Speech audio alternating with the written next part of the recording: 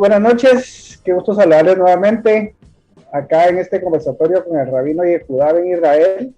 Muy buenas noches, Rabino, ¿cómo estás? Buenas noches, Dan. Bien, gracias, Anetero. Gracias por tenernos en este espacio especial. Gracias, Rabino. Hoy tenemos un invitado especial desde Colombia, la ciudad de Quindío, el More Jacob, que nos acompaña hoy. More, ¿cómo está? Buenas noches. Buenas noches, Dan. Gracias por su invitación. Muy complacido de poder acompañarlos esta noche en este programa. Pues qué gusto tenerlos por acá. Haciendo una pequeña introducción al conversatorio de hoy, veníamos platicando de las festividades, las ordenadas por el Eterno. La semana pasada estuvimos viendo lo que era Yom Teruah, cuando iniciamos el año, un día en que vamos a juicio, que como explicaba el rabino, no vamos a hacer Teshuvah, sino que vamos a hacer un cambio de lo que prácticamente ha sido las faltas que hemos cometido o lo que tenemos que mejorar en nuestra vida para acercarnos más al Eterno, ¿verdad? Luego de Yom Teruah, que es un día de juicio, que también Rabino nos comentaba, que es un día en el que pues también hasta ahora hemos comprendido que es el día en el que vendrá su majestad Yeshua. Según indica la Torá, luego viene una siguiente festividad que es Yom Kippur, ¿verdad, Rabino? ¿Nos podrías comentar un poquito sobre la festividad que nos indica la Torá? Bueno, según la Torá, vamos estrictamente lo que dice la Torá, era un día específicamente para alcanzar el perdón de los pecados como pueblo. ¿Verdad? Son pecados que fueron cometidos involuntariamente. ¿Ya? Hay que tener en cuenta que esto no es un día como para que una persona individual busque el perdón de sus pecados, sino que es como pueblo. Según la Torá, en esta lo narra la Torá y especifica muy bien el servicio sacerdotal, cómo debería de ejecutarse en este día. Es el único día en que el sumo sacerdote podía entrar al lugar santísimo. Si se recordarán la instrucción que está en la Torá de tener que quemar incienso para que el incienso levantara humo y que el sumo sacerdote no muriera si miraba cómo la presencia divina descendía sobre el caporet, en medio de esos dos ángeles que estaban en el caporet, la tapadera del arca. La Torá nos instruye que tenemos que afligir nuestras almas mientras el sumo sacerdote está solo dentro del templo ejecutando el servicio de Yom Kippur, buscando el perdón de los pecados del pueblo. De alguna manera también nos está instruyendo que el sumo sacerdote tenía que tener dos corderos de un año, y ahí la tradición nos dice que deberían de ser iguales. La Torá nos dice que se tiraba suerte para ver quién de esos dos era sacrificado por los pecados del pueblo y para purificar el tabernáculo que se había impurificado por los pecados del pueblo, y el otro se le imponía manos, se trasladaba el pecado del pueblo y este era llevado a perderse en el desierto. Ese era el oficio de Yom Kippur. El contexto que nos da la tradición es que todo el pueblo estaba afligiendo sus almas alrededor del templo, como ligándose a lo que estaba sucediendo en el interior, ¿ya? Y el oficio sacerdotal ejecutaba de una manera correcta y eso agradaba al Eterno, entonces los pecados del pueblo eran perdonados a través de todo lo que se estaba ejecutando ahí en el tabernáculo. También la tradición nos cuenta que se tenía un cordón de lana rojo carmesí en la puerta del tabernáculo o del templo, que el rojo significa los pecados, y que como toda la gente estaba afuera, era necesario, si el oficio sacerdotal había sido del agrado del Eterno y los pecados del pueblo habían sido perdonados, de alguna manera sobrenatural, milagrosa, ese hilo rojo se convertía en blanco. Debido a esto es que el profeta dice, si tus pecados fueran rojos como el carmesí, vendrán a ser blancos como la lana. ¿Ya?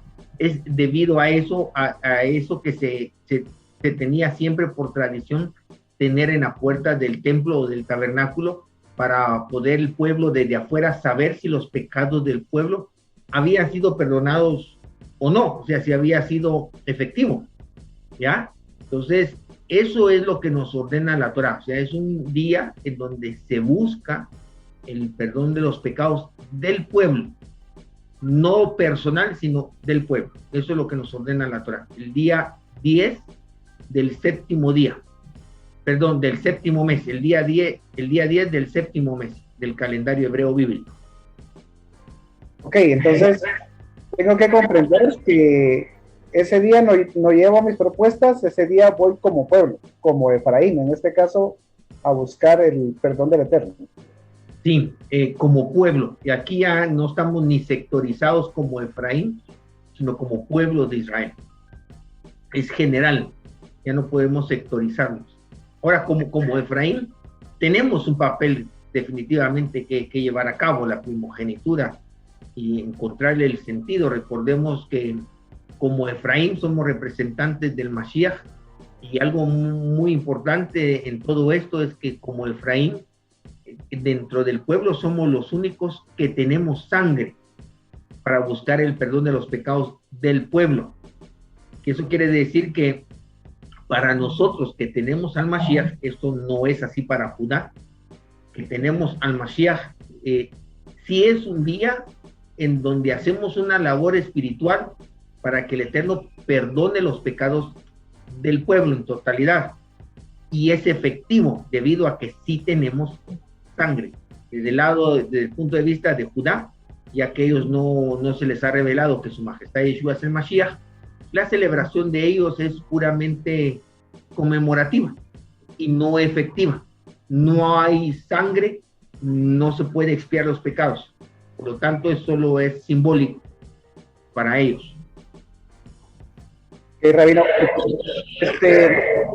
algo que hacemos para Yom Kippur es vestirnos totalmente de blanco todo el día. Así es. ¿Por qué lo hacemos? ¿Qué significado tiene el que nos vistamos todos de blanco para ese día? Bueno, en la tradición, eso es pura tradición, en la tradición hay diferentes razones y de alguna manera podríamos decir que no están claras, ¿verdad? De alguna manera algunos dicen que es para parecernos como ángeles, porque nos estamos acercando al Eterno, otros lo dicen porque como asemejarnos a las ropas sacerdotales, otra es porque hemos limpiado nuestras almas para presentarnos delante del Eterno, otro es, dicen que es porque esa es la intención, limpiar nuestras almas como las ropas blancas que portamos. Al final, yo no he encontrado algo que sea definitivo, digamos, ya que la razón primaria, digamos, histórica, no ha llegado a mis manos. Y podríamos decir que cada persona, cada sector, ya sea sefardita o cada rabino o cada askenazi, podría tener sus propias razones, ¿verdad? Para poder decir por qué lo hacen de blanco. Si tú me preguntas a mí, lo hacemos de blanco porque es una tradición del pueblo y así lo comenzamos a hacer nosotros y de alguna manera no hemos encontrado ninguna incongruencia o algo que contradiga la doctrina del Mashiach o instruido por la Torá. Por lo tanto, no hemos tenido problemas ni objeción para poder seguir la tradición de vestirnos de blanco sin saber cuál sea la razón. La verdad no nos ha llegado la información adecuada de cuándo o cómo se originó esa costumbre. Tienes apagado tu micrófono. Sí, perdón. ¿Esto tendrá alguna, pues ahora que mencionaba lo de las vestiduras blancas, algo que Yohanan habla sobre cuando ve a una multitud vestida de ropas blancas, le dice que esas son las buenas obras de cada uno? ¿Podría ser? Pudiera ser. Porque como te digo, no sabemos desde cuándo está esta tradición. si está desde antes de la venida de Su Majestad Yeshua o es después. La verdad no he encontrado ese dato histórico. Ok. Morey Jacob, ¿algo que quiera preguntar usted sobre lo que hacemos en Yom Kippur? Bueno, hay algo que me llama la atención y quisiera preguntarle al rabino ya, pues, mirando un poquito la historia del pueblo de Israel bajo el sacerdocio levítico, cuando se hacía la expiación por los pecados en el templo del pueblo. Me llama la atención porque ese pecado no es quitado definitivamente, sino que pareciera que esa sangre cubriera el pecado por un año, porque cada año tenían que hacer expiación por los pecados. Rabino. O sea, la pregunta es el por qué. ¿Por qué el pecado no es quitado definitivamente?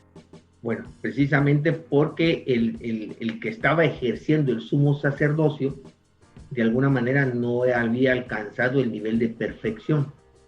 Entonces, recuérdese que en la misma ceremonia, que eso está en la Parashá Aharei Mot, se habla de que el sumo sacerdote tiene que presentar ofrenda de expiación, primero por él, por su familia, luego por el templo, y luego, ya una vez purificado el templo, procede a iniciar el servicio de Yom Kippur, que ya son los 2 corderos que habíamos platicado, porque él necesitaba purificarse. Entonces el hombre se puede arrepentir, pero la maldad que lo llevó a ese pecado persiste en él, entonces es cíclico.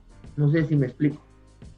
Entonces, de alguna manera solo se cubría temporalmente la falta. Podríamos decir, desde el punto de vista de los hombres, podríamos decir que el oficio sacerdotal en el tabernáculo y el templo, y el servicio del tabernáculo y del templo, de alguna manera no lograron purificar los corazones del pueblo. Estoy hablando como pueblo. Habrá algún individuo que sí, como los profetas, que lograron purificar su corazón y agradar al Eterno, ser justos. Sin embargo, como pueblo no alcanzó el objetivo. Desde el punto de vista del Eterno, pudiéramos decir que el templo, el servicio del templo y el tabernáculo era solo temporal, era como didáctico, para enseñarnos algo, como lo dice Rab Shaul, hasta que llegara a lo perfecto, hasta que llegara, que todo apuntaba a Su Majestad Yeshua.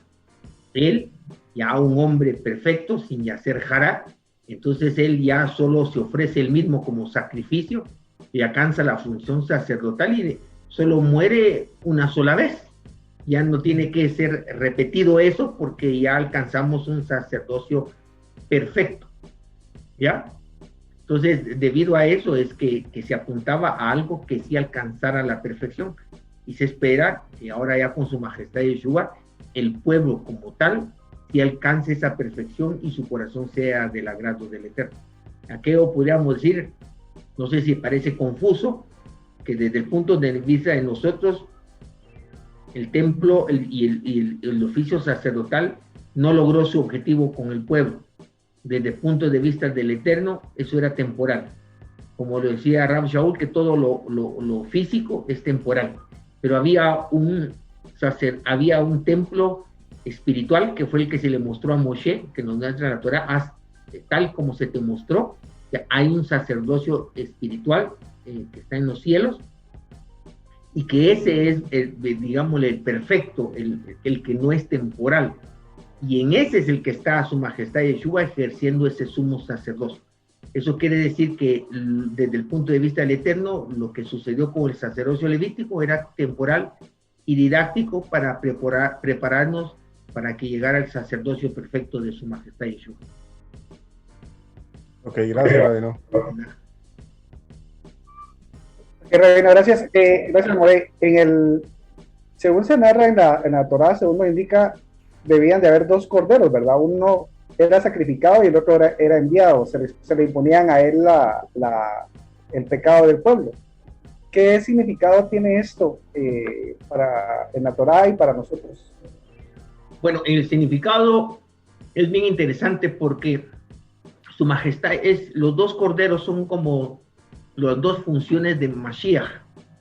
El cordero que es sacrificado por los pecados y que no había pecado en él porque no se le imponían manos para transmitir el pecado, es Mashiach ben Yosef. Como su majestad Yeshua ya vino como Mashiach ben Yosef, él murió por los pecados del pueblo, pero no había pecado en él. O sea, este no es el típico cordero en donde se le imponía manos para transmitir el pecado del individuo. Entonces ya cuando se degollaba a este animal, ya había pecado en él porque se le había transmitido el pecado previamente. En este caso, el que es sacrificado es como Mashiach ben Yosef, que es sacrificado por los pecados del pueblo, pero no hay pecado en él.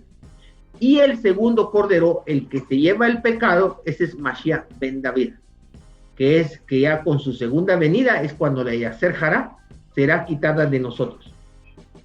Y será llevada, según dice el libro de Revelaciones, por 1000 años.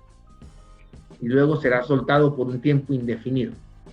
Pero eso es Mashiach ben Yosef y Mashiach ben David. Eso quiere decir que nosotros nos encontramos en ese tiempo intermesiánico. Estamos en un tiempo en medio de estas dos manifestaciones mesiánicas de Mashiach ben Yosef y Mashiach ben David. Solo algo muy importante acerca de la pregunta anterior que hizo el Moré, que es válida la pregunta, porque si antes el sumo sacerdocio era imperfecto, porque no logró la perfección en los corazones del pueblo, y por eso tenía que celebrarse y sacrificarse, hacer el oficio cada año. La pregunta válida que tal vez alguien se está haciendo es, entonces, ¿por qué nosotros seguimos celebrando cada año Yom Kippur? Si supuestamente ya tenemos un sacerdocio levítico. Ya no levítico, es un sacerdocio perfecto, dirigido por su majestad Yeshua como sumo sacerdote. ¿Ya? Lo leemos otra vez. Bueno, en la Torá podríamos decir que esa festividad todavía está vigente, no ha llegado a su cumplimiento. ¿Por qué? Porque el pecado no ha sido quitado completamente hasta que venga Mashiach ben David y se lleve la Yaser Hará. Entonces ya llegó esa festividad a su cumplimiento. Mientras tanto, tenemos que seguir, digámosla, celebrando, ¿ya? Ahora, individualmente, nosotros podríamos decir que alcanzamos esa paz y tenemos el perdón de los pecados como individuo, pero como pueblo falta mucho todavía. Y eso es lo interesante, porque la razón que le da el sentido a Yom Kippur para nosotros es que su majestad Yeshua no vino en Yom Teruah. Eso quiere decir que como pueblo, dos cosas. O no hemos alcanzado el nivel de justicia, o no somos todos los que deberíamos de ser. O las dos cosas. No somos todos los que deberíamos de ser, y no hemos alcanzado el nivel de justicia que deberíamos de alcanzar. Así que tenemos que seguir pidiendo por los pecados del pueblo hasta que estemos todos los que debemos de estar con el nivel de justicia que debemos de tener. Y entonces ya viene Mashiach ben David, se lleva nuestros pecados, nos quita nuestra Yaser Hará, y ahí terminó de celebrarse Yom Kippur. Mientras tanto, tenemos que seguir como espiral, digamos. Si vemos a Israel como pueblo, como un individuo que año con año está limpiándose y elevando su nivel espiritual hasta llegar al nivel de justicia que solo el Eterno sabe cuál es, para que envíe a Mashiach ben David y esta era termine. Gracias. Eso es lo que nos comentas de que si para este Yom Teruah no viene su majestad Yeshua es porque aún no hemos llegado, no hemos dado la talla como pueblo, o aún faltan más que integrar a lo que es el Efraín, ¿verdad? Así es, entonces ahí hay un papel muy importante, que tenemos que tener una llamada de atención y tenemos que tener un objetivo de qué podemos hacer para que en el próximo año, después de Yom Kippur, podamos alcanzar el nivel de justicia adecuado y traer a los que todavía no están. Ok, muchas gracias. Moderaco, ¿algo más que nos quiera comentar o preguntar sobre la festividad de lo que hacemos en ese día?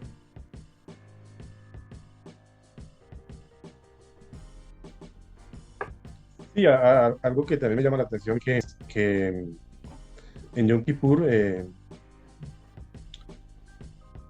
o sea, que no, en el cristianismo uno hacía ayuno, ¿no? Y ese era un ayuno, pues, un ayuno egoísta, ¿verdad? Por lo tanto, pues no es necesario hacerlo. Sin embargo, en esta festividad de Yom Kippur, sí se nos invita a, pues, a hacer ese ayuno, ¿verdad? Y la pregunta es, ¿por qué y cuál sería la manera correcta de hacer el ayuno en Yom Kippur, Rabino? Bueno, en la Torah lo que ordena es afligir el alma. Ahora bien, en la Tanaj, cada vez que las personas afligían su alma, dejaban de comer. ¿Ya? Entonces, debido a eso es que se relaciona la aflicción del alma, que literalmente la Torah pide, con la abstención de comer alimentos. Y la idea es que nosotros como pueblo merecemos la muerte por nuestro pecado. Y de alguna manera, al dejar de comer, literalmente y fisiológicamente estamos muriendo. Porque comenzamos a gastar nuestras reservas de energía, de grasa y todo 24 horas. Y si no comemos, podemos alcanzar la muerte. Entonces, de alguna manera es para manifestar la conciencia, para despertar nuestra conciencia que verdaderamente merecemos la muerte y estamos dispuestos a sufrirla, pero que por eso estamos pidiendo el perdón de los pecados. ¿Ya? Pero es una relación que existe en la Tanaj. Cuando se aflige el alma, la gente deja de comer porque tiene el alma afligida. ¿Ya? Eso es parte de la tradición, pero es congruente conforme a lo que dice la Tanaj, así que también por eso lo hacemos nosotros. Y el ayuno es no comer ningún alimento y no tomar ninguna bebida, ¿ya? Por 24 horas, desde que comienza Yom Kippur al caer el sol hasta la siguiente caída del sol, a excepción de niños menores de Bar y Bat Mizvah, ancianos mayores de 60 años que puedan tener problemas, pero si alguien voluntariamente lo quiere hacer, no tiene ningún problema de salud, no se arriesga la salud, tampoco, también está exento de eso. Y una mujer embarazada también está exento de eso, o una mujer que esté dando de mamar también está exento de eso para poder alimentar a su bebé adecuadamente. Esa sería la manera de ayunar. Sí, Rabino, gracias. Rabino, entre esta de las preparaciones, ya estar en Yom Kippur, se escuchan diferentes versiones de no se maquille, no se bañe, no esto, no lo otro, o sea, ¿qué tanto realmente me ayuda a afligir el alma y qué tanto de pronto se convierte en religiosidad? Es religiosidad. Según el judaísmo está prohibido bañarse, maquillarse, echarse desodorante, perfume, lavarse la boca. Todo eso está prohibido en Yom Kippur. De alguna manera, pues sí es religiosidad, ¿verdad? Está prohibido reírse, ¿ya? Entonces, desde el punto de vista o la halajá de su majestad Yeshua, él nos enseñó y quedó escrito que cuando nosotros ayunemos, hagámoslo en silencio. Dice que tu hermano no se dé cuenta, lávate la cara, échate aceite. Que no tiene por qué la gente enterarse que andas con el alma afligida, ¿no? Esa es la halajá de su majestad Yeshua. Que la verdadera aflicción sea del alma y no tenemos que demostrar nada a nadie, que no caigamos en esa hipocresía, ¿ya? De andar todos sucios por queriendo simular o dar una imagen de que tengo afligida mi alma, cuando su majestad Yeshua nos enseñó todo lo contrario, que nadie tiene por qué enterarse que no estás comiendo ni nada. Entonces, por eso nosotros sí nos bañamos, ¿verdad? Y sí nos echamos perfume, y sí nos lavamos la boca, y todo ese tipo de cosas, sí lo hacemos, siguiendo la enseñanza de Su Majestad Yeshua. O sea, un discípulo de Su Majestad Yeshua no pudiera seguir la halajá que el judaísmo estableció para Yom Kippur en ese sentido. Ok, no sé qué Majestad Yeshua nos puede aplicar en ese momento sepulcros blanqueados, ¿verdad?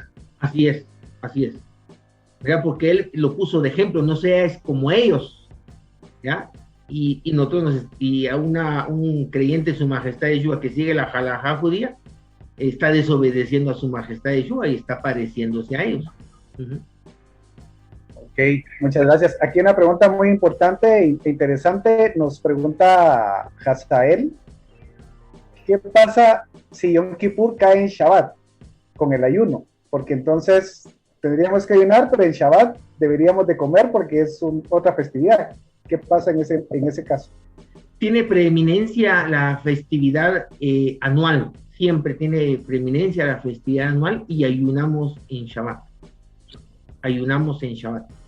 Así debe de ser, ¿ya? Porque tiene preeminencia. Recuérdense que también Yom Kippur no solo es una festividad anual, sino que la Torá le llama Shabbatón, le llama un Shabbatón que es como decir entre las fiestas anuales, Yom Kippur es la festividad, o sea, tiene una suprema importancia por sobre las demás festividades anuales y por supuesto sobre Shabbat. Pero algo peculiar que nos cae en este año 5781 en nuestro calendario hebreo bíblico que llevamos como Efraín, es peculiar que Yom Kippur va a caer día viernes. Eso es algo que no va a suceder en un calendario judío. Un calendario judío jamás va a caer viernes, miércoles o domingo. Jamás, porque eso está arreglado matemáticamente para que ni un año suceda eso. O sea, ellos alteraron su calendario para que no cayera en un día como ahora que nos va a caer un día viernes. Ya es uno de los horrores del calendario judío que el judaísmo sigue. En cambio nosotros, si cae viernes, porque la Torá estipula en Vaikra 23:4 que tenemos que celebrar las festividades en los tiempos prescritos, no podemos cambiar un día. Si cae sábado, ayunamos sábado. Si cae viernes, tenemos que arreglarnos para poder desde el jueves arreglar nuestra comida para que cuando termine Yom Kippur podamos abrir el Shabbat con una cena. Ahí sí nos dejas interrogante o una aclaración muy fuerte para algunas personas que en este 5782 que cae viernes, ¿cómo se vería? Y tal vez para buscar más específica la respuesta, ¿cómo se vería esa observancia de Yom Kippur, que es la festividad anual, no celebrarla en el día prescrito por la Torá? O sea, es lo mismo, caemos lo mismo del cristianismo, de cambiar el día sábado por domingo, aunque realmente ellos no reposan en domingo, ¿ya? Pero simplemente la libertad que se toma el religioso, el pecador, para poder cambiar lo designado por la Torá, aunque haya estado escrito, como para que no haya ningún cambio. O sea, la misma aberración es lo que hace el judaísmo cuando cambia los días. Y eso está no solo para Yom Kippur, sino también para Yom Teruah. Hay unos días específicos en que no puede caer Yom Teruah y eso está arreglado matemáticamente para que no quede así. Por eso es que vemos nosotros que no cae con Rosh Chodesh, que la molad se puede estar viendo o no se puede estar viendo, pero el calendario judío decretó que ahí comienza Rosh Chodesh, porque así está calculado para que esas festividades no caigan en esos 3 días específicos de la semana. Gracias. Importante aclarar ese punto. Moreira Code, de lo que Rabino nos ha comentado, ¿alguna pregunta, algo que quisiera comentar ahí? Bueno, quisiera preguntarle al Rabino, nosotros como Efraín, ¿cómo podríamos sustentar o cómo podríamos estar seguros de que esta fiesta de Yom Kippur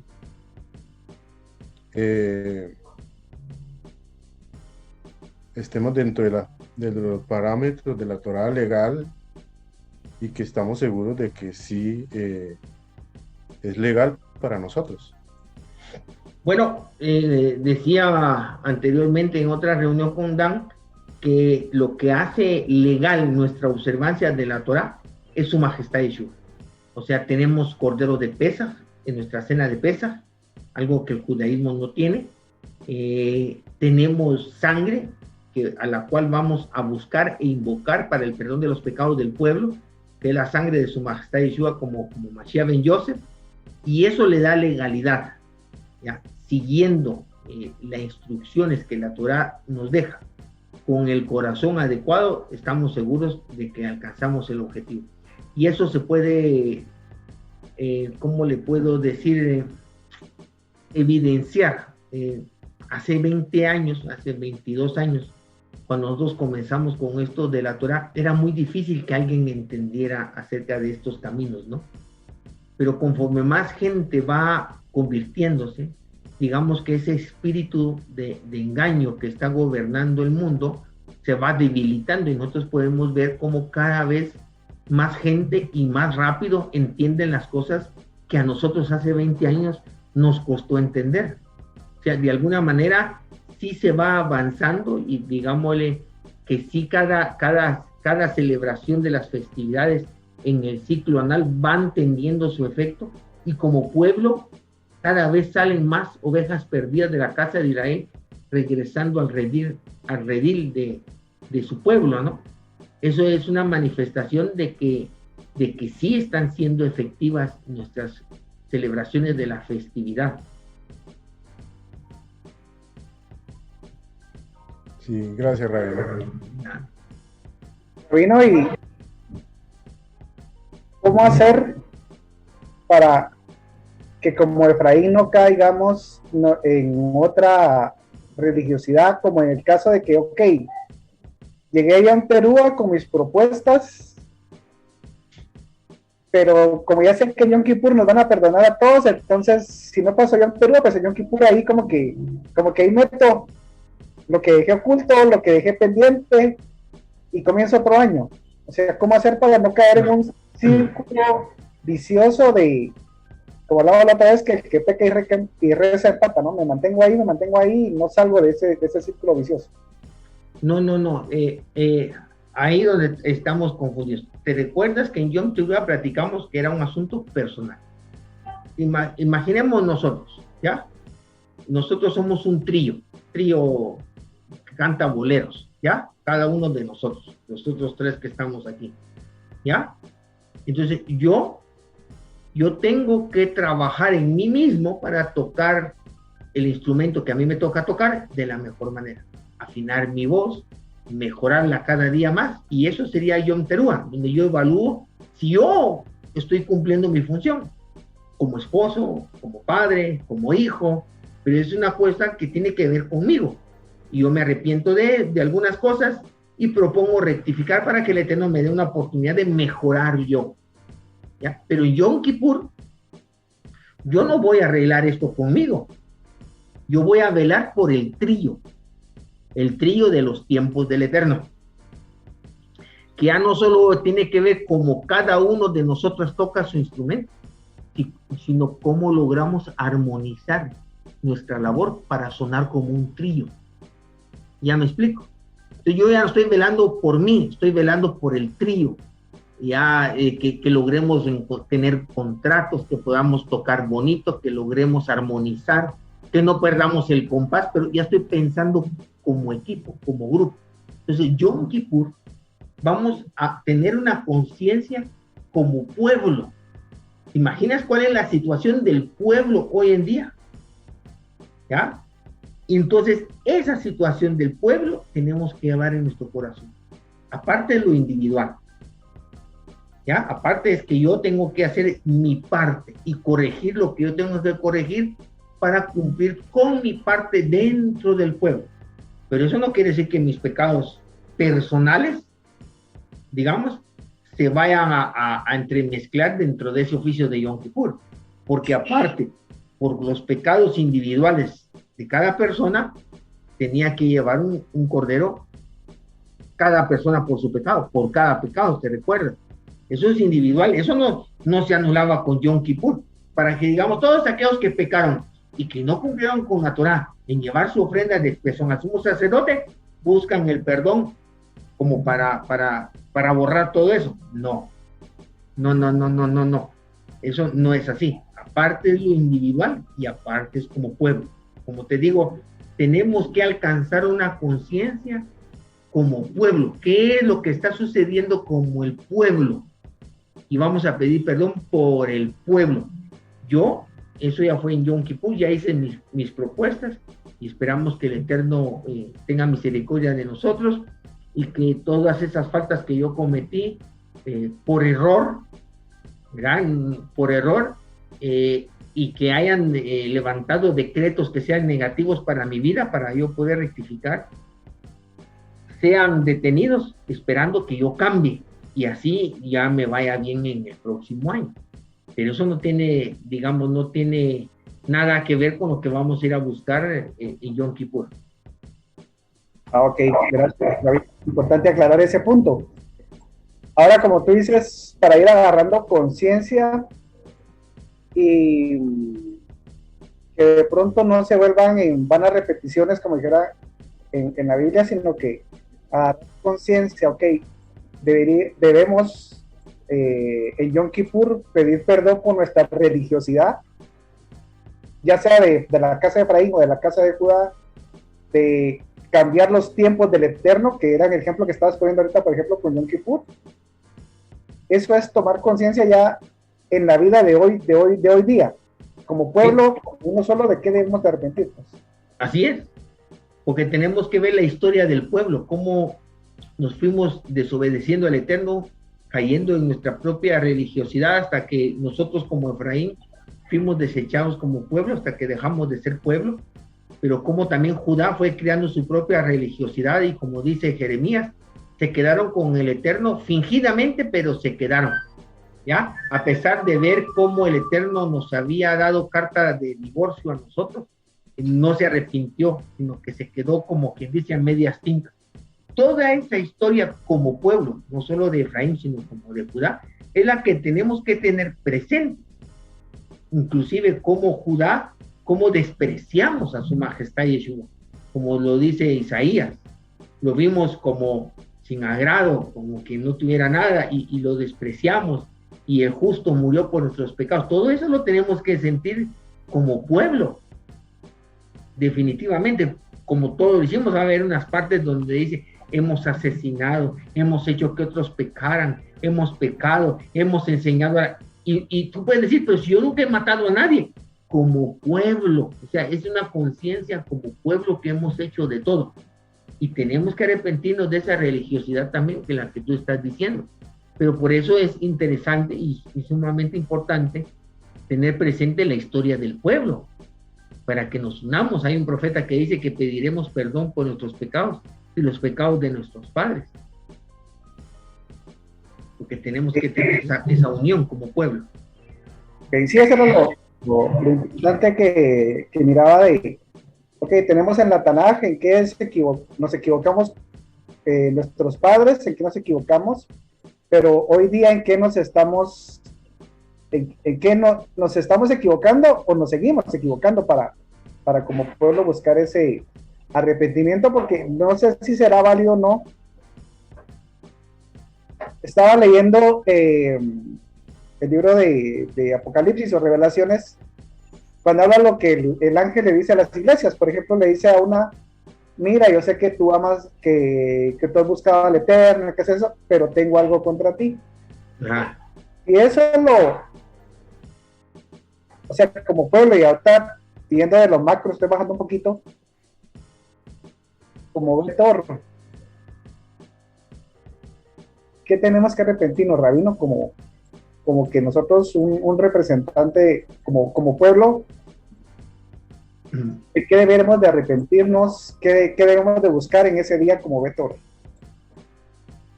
Pues yo creo que eso es lo más difícil que como Betor tenemos nosotros, que somos indiferentes a lo que está viviendo nuestro prójimo. O sea, a veces la mayoría de personas sufre de egoísmo disfrazado de respeto, ¿ya? Pero yo le llamo cobardía.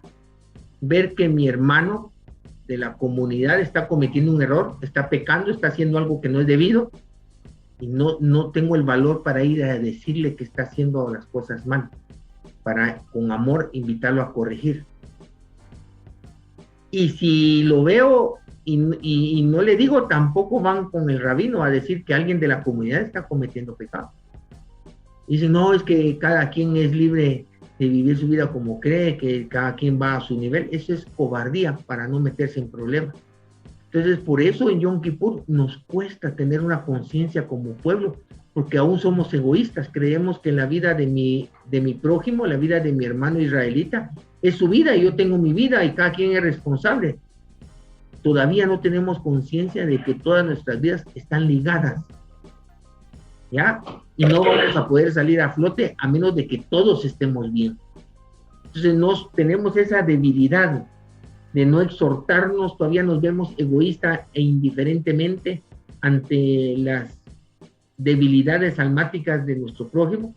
Y por el otro lado también no nos importa el efraimita que aún no sabe qué es efraimita. No hacemos nada para que el Eterno nos use para atraer a esas almas como nosotros, que nosotros seamos instrumentos del Eterno para seguir rescatando a las ovejas perdidas de la casa de Israel. No nos importan, la verdad, como siempre lo he dicho, queriendo lanzar y el proyecto Jeremías de buscar esas almas de efraimitas que el Eterno prometió que iba a traer a la Torá, así como nos trajo a nosotros, pero no nos importan.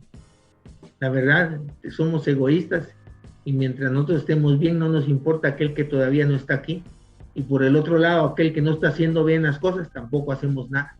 Y por eso es que en Yom Kippur podemos caer en una religiosidad como tú lo dices, porque no tenemos la conciencia como pueblo, somos individualistas y ese es el problema que tenemos. Ese es un grave problema que no hemos logrado sanar del todo. Ok, Rabino, gracias. Creo que es algo que nos ayuda a ir tomando conciencia y va en parte de lo que te quería comentar de, ok, si Su Majestad Yeshua no viene en este Yom Teruah y estamos luego próximos a caminar a Yom Kippur, ¿hay alguna preparación o meditación que deberíamos de hacer en esos 10 días camino a Yom Kippur, o solo esperar la festividad que venga y después que venga Sukkot y nos vamos otra vez como que de fiesta en fiesta, pero no otra vez sin tomar conciencia, ¿verdad? Yo creo que sería importante reforzar nuestra conciencia sobre la unidad como pueblo, como comunidad, como tú bien lo has dicho, pero también como pueblo. ¿Ya? Estudiar la historia, la triste historia del pueblo de Israel, que a pesar de ser escogido por el único Dios, se ha dejado llevar por la idolatría muchas veces. Hemos sido tercos en nuestros corazones. Todo eso es como para poder hacer conciencia, cultivar esa conciencia para que verdaderamente cuando lleguemos a Yom Kippur, lleguemos en la unidad del pueblo.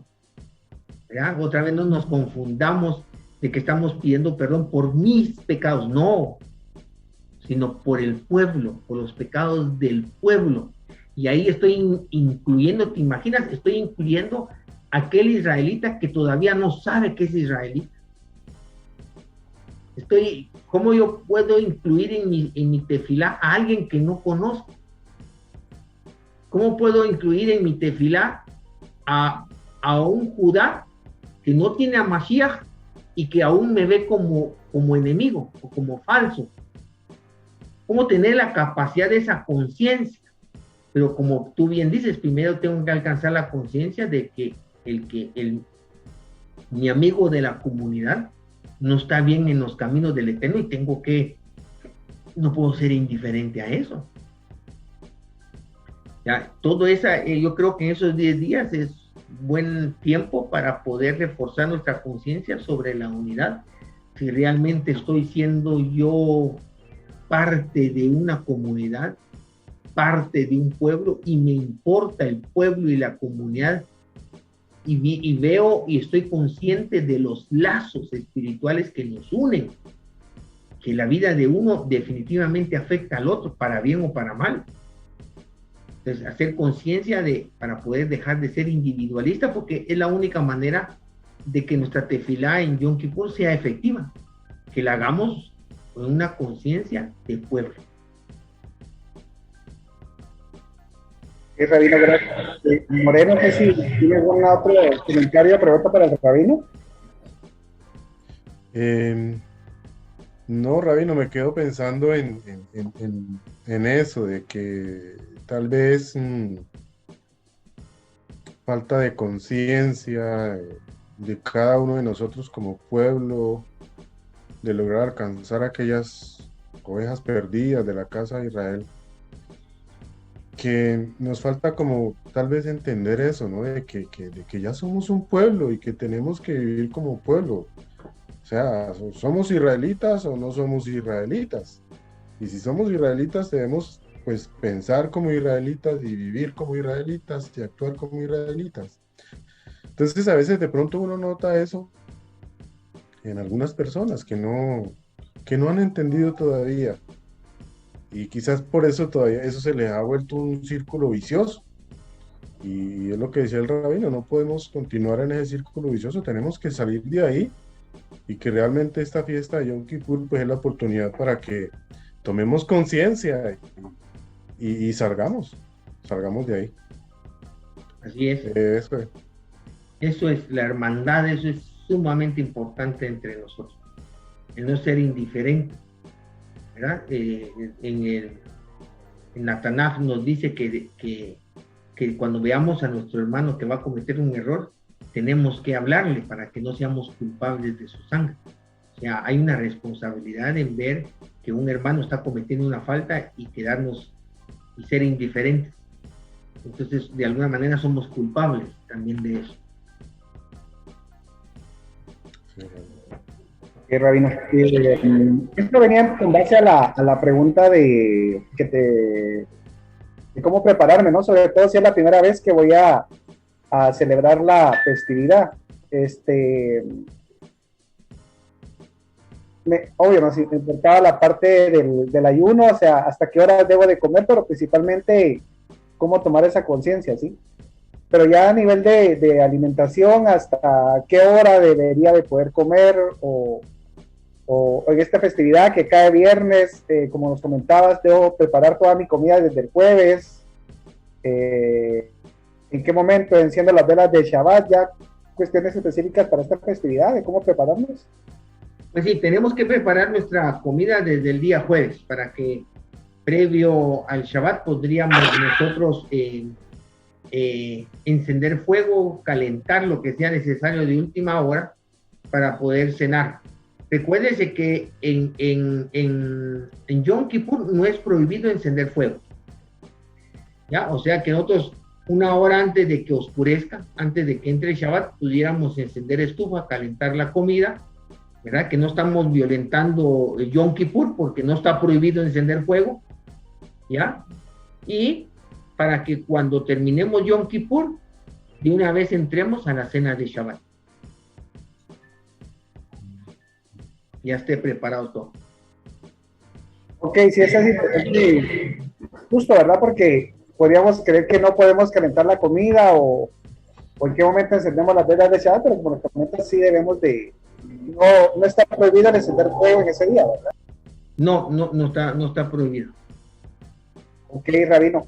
Pues Moré, si no tiene alguna otra pregunta de parte mía, pues ahí estoy con las preguntas que tenía. Me llega una de Jaya, estoy buscándole para hacértela. Ella nos pregunta si, ok, como pueblo no hemos logrado llegar. Estoy tratando de tomar la idea que me está dando en su pregunta. ¿En Yom Kippur sería válido pedir al Eterno, porque para ahí llegan más hombres, para que precisamente, obvio, hombres justos, pero que también a la vez estos hombres pues puedan desposar a las mujeres que hoy están solas sin una cabeza, para que en este año que inicia pues ellas puedan tener el hogar que desean formar, ¿verdad? Es algo así, lo voy entendiendo a Jaya que me pregunta si es válido hacer pedir eso al Eterno.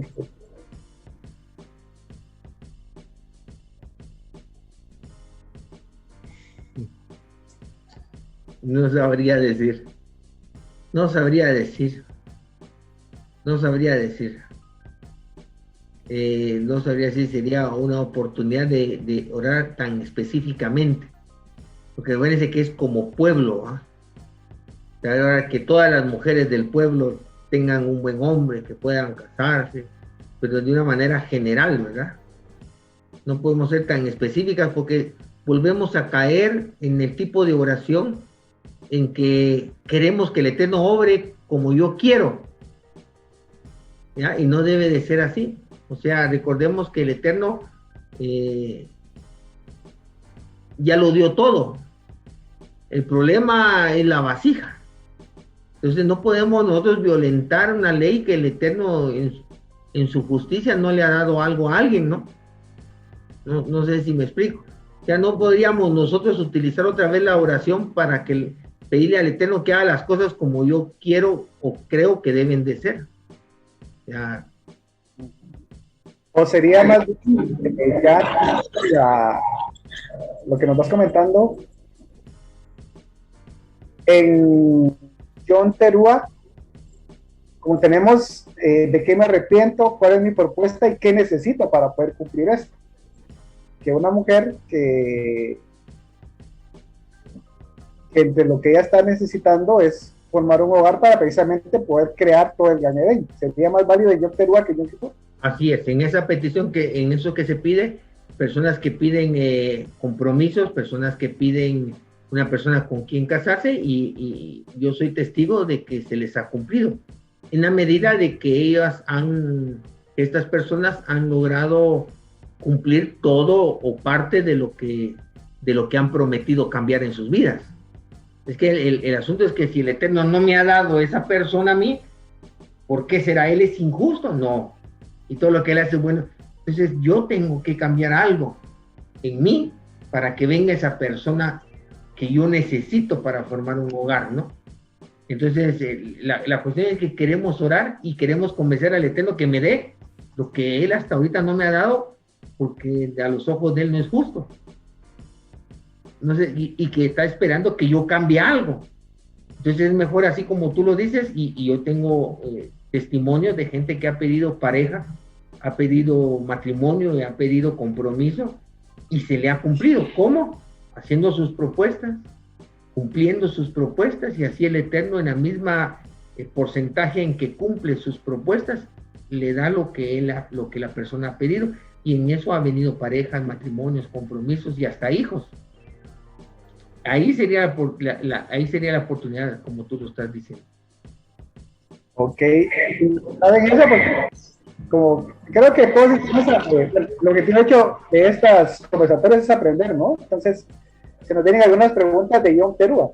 En este caso, si esta persona ya tiene una pareja y lo que busca es que su esposo sea un hombre justo, con base a lo que el Eterno pide, es algo que deberían de hablarse en el momento de que hacen sus propuestas, cuando le dice, mira mi amor, ¿en qué estoy fallando? Y que entonces la otra persona ya aproveche con amor también a decirle, mira, necesito que hagas esto, no estás cumpliendo con esto, que ahí se aclaren esos puntos. Sí, ahí es la oportunidad. Ahí es la oportunidad, porque imagínate como tú piensas, mi esposo no es justo, yo soy una mujer, mi esposo no es justo. O sea, hemos aprendido nosotros que las deficiencias de mi esposo son deficiencias mías, porque yo soy la ayuda que el Eterno le puso a este hombre para que sea justo. Entonces, pedirle al Eterno que me convierta a este hombre es como saltar mi responsabilidad. Dame sabiduría, dame amor para poder iluminar la vida de este hombre con el amor y la luz que tú me has dado a mí. Ahí estoy asumiendo mi responsabilidad, mi papel. ¿Ya? Es que esa es la cuestión, que nosotros tenemos que ser altruistas, ¿ya? Y no utilizar la tefilá como para manipular al Eterno para que cumpla mis deseos cuando yo no estoy siendo lo que debería de ser, ¿no?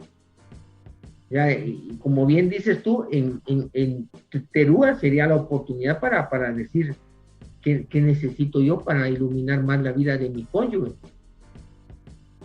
Porque el Eterno quiere transformar mi hogar, pero lo va a hacer a través mío. Ok, sí, es algo que prácticamente es individual, ¿verdad? O sea, no podríamos hablar colectivamente, ok, unámonos todos los hombres para pedir mujeres sabias, o únanse todas las mujeres para pedir hombres justos. O sea, es algo, creo que lo que comentaban, ¿no? De esa unidad, y inclusive la unidad comienza pues primero por la familia, ¿no? Esa unidad de que ambos sepan que si se están hablando es con amor, y que es para mejorar uno con el otro, ¿no? Así es. Busquemos cambiar, busquemos mejorar, y lo que te digo no es para criticarte, es para que mejoremos como familia, ¿verdad?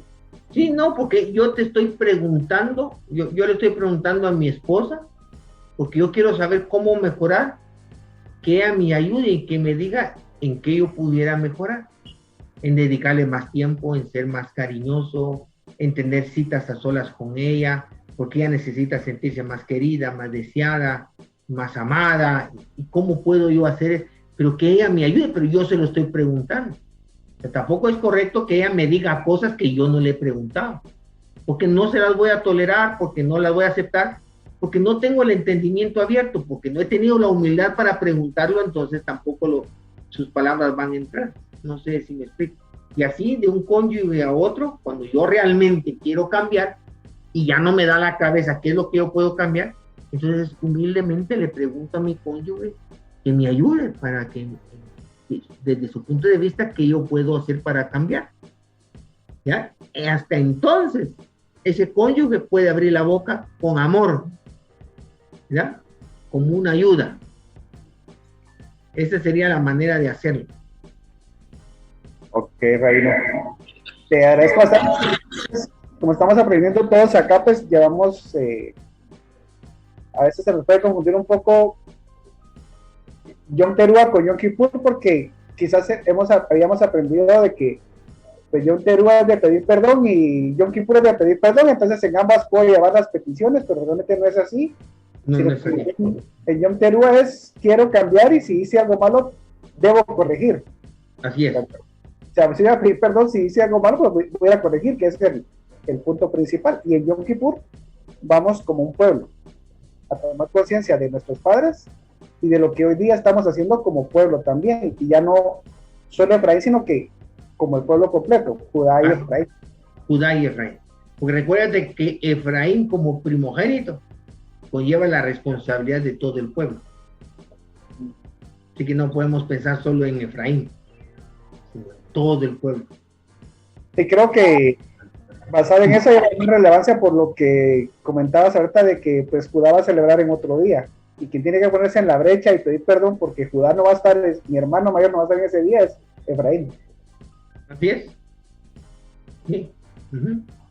Excelente, Rabino. Te agradezco mucho, Moreya Co. Qué gusto haber compartido con usted allá desde la ciudad de Colombia.